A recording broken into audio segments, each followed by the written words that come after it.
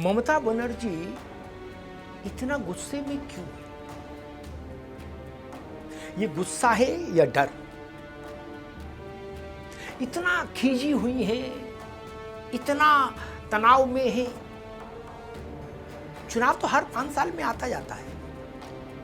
राजनेता इतने तनाव में रहें तो कुछ अजब लगता है। राजनेताओं के लिए तो चुनाव सहज चीज होनी चाहिए। और ममता जी पुरानी राजनेता हैं, यानी कितने चुनाव उन्होंने देख लिए।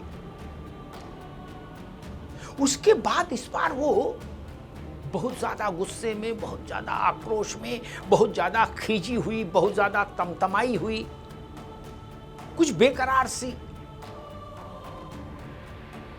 क्यों? कोई खास वजह है क्या?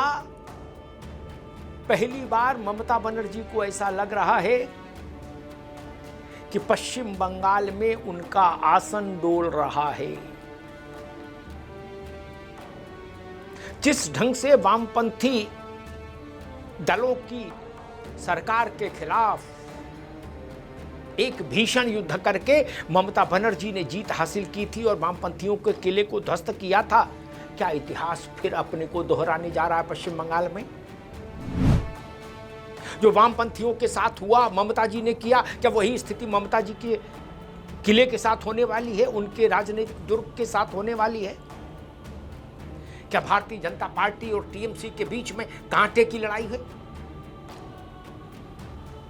ये शायद इसीलिए ममता जी इतना परेशान है।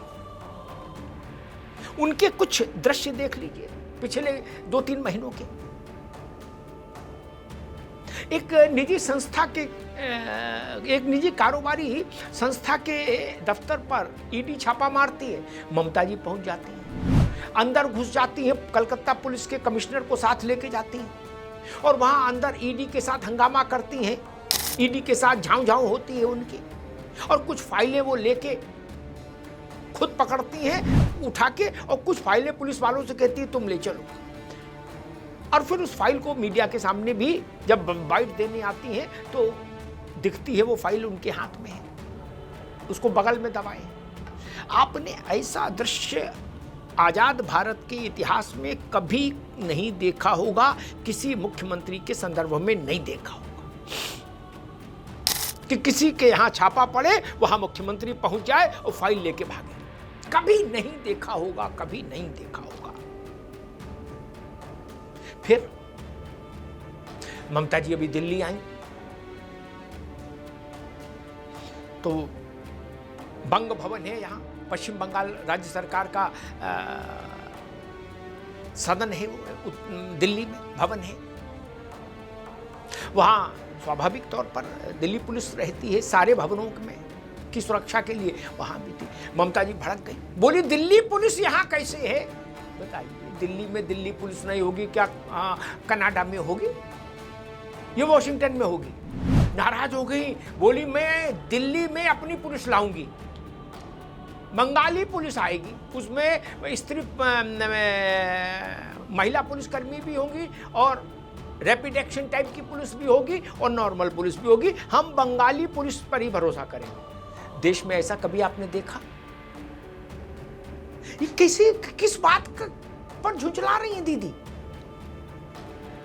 और इसके आगे एक और उदाहरण देखिए, वो अपने भतीजे को लेके, अभिषेक बनर्जी को लेके मुख्य चुनाव आयुक्त ज्ञानेश जी के पास गई मिलने। पहले तो टाइम मांगा मिलने का, जब टाइम मिल गया तो मिलने गई और अपनी बात बोली।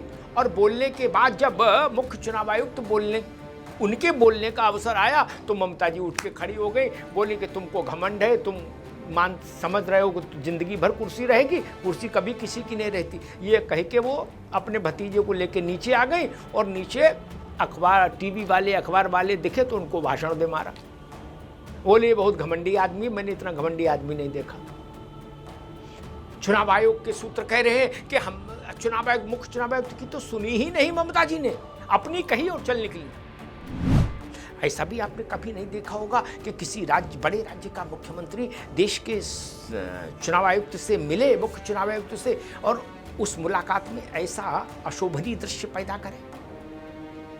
अब तीसरी स्थिति, एसआईआर के खिलाफ मोर्चा उन्होंने खोल रखा है, धमकाए जा रहे हैं बीएलओ। टीएमसी के कार्यकर्ता बीएलओ से कह रहे हैं कि बच्चों रहना बंगाल में, ये ध्यान रखना, कोई बचाने नहीं आएगा, ना कोई बचा पाएगा। मामला सुप्रीम कोर्ट में आ गया तो ममता जी ने कहा कि मैं सुप्रीम कोर्ट में खुद वकालतनामा रख के खुद अपनी बात रखने जाऊंगी, काला कोट पहन के। चुनाव आयुक्त से वो मिलने गई थी काली शॉल ओढ़ के, अब सुप्रीम कोर्ट जाएंगी काला कोट पहन के। बताइए, ये मैंने कुछ नमूने आपके सामने रखे जो बताते हैं कि ममता जी बहुत नाराज हैं, भड़क रही हैं, शोले की तरह खींच रही हैं, तुनुक मिजाजी उन पर हावी हो रही है। मनोवैज्ञानिक कहते हैं कि जब ऐसी परिस्थिति किसी व्यक्ति की हो जाए तो मानकर चलिए कि वो अंदर से बहुत भयभीत है। क्या मनोविज्ञान का यही नियम ममता दीदी पर भी लागू हो रहा है? वो अंदर से भयभीत है क्या? और क्या बंगाल करवट लेने जा रहा है? भारतीय जनता पार्टी कह रही है कि हम बंगाल में सरकार बनाने जा रहे हैं।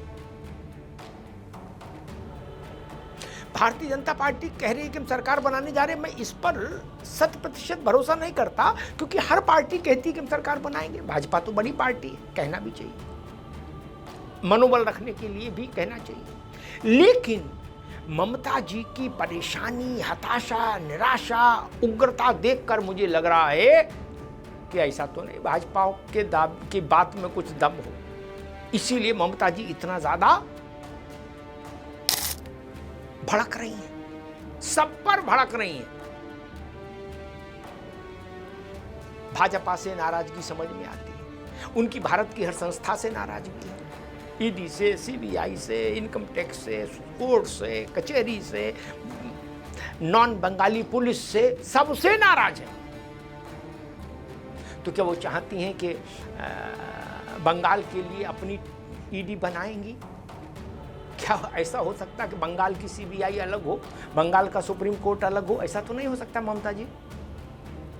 काम तो इसी व्यवस्था के तहत करना होगा, जैसे बाकी सारे राज्य कर रहे हैं, वैसे ही ममता जी आपको भी चलना होगा।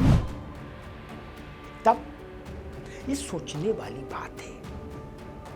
और सबसे बड़ी बात कि ममता जी के नाराजगी का कारण और असर, दोनों चीजें भाजपा बहुत गौर से देख रही है, माप रही है, नाप रही है। क्योंकि भाजपा को के रणनीतिकारों से बात करिए तो वो कह रहे हैं कि ममता जी का टेम्परेचर जैसे बढ़ रहा है ना, मानसिक उग्रता, व्यग्रता, वैसे वैसे हम लोग ये मानकर चल रहे हैं कि हमारे जीतने की संभावना ज़्यादा है, हो रही है, क्योंकि हमसे ज़्यादा हम पर निगाह ममता जी रख रही हैं। और अगर ममता जी परेशान दिख रही हैं तो इसका मतलब हम ठीक दिशा में आगे बढ़ रहे हैं। ये भाजपा के लोग कह रहे हैं। आप उनसे बात करिए बंगाल पर तो वो कहते हैं कि हम तो ममता जी को बैरोमीटर मानते हैं, वो मानते हैं एक कि उनको देखते रहिए, उनके मनोविज्ञान का अध्ययन करते रहिए, वो कैसे किसी चीज़ पर रिएक्ट कर रही हैं इसको देखिए, समझिए, पता लग जाएगा कि बंगाल में टीएमसी की राजनीतिक स्थिति क्या और कैसी है। तो क्या वास्तव में ममता जी को अपनी हार दिख रही है? ये बड़ा सवाल है। इस पर देश की निगाह है, हमारी भी निगाह है और आपकी भी निगाह है। धन्यवाद।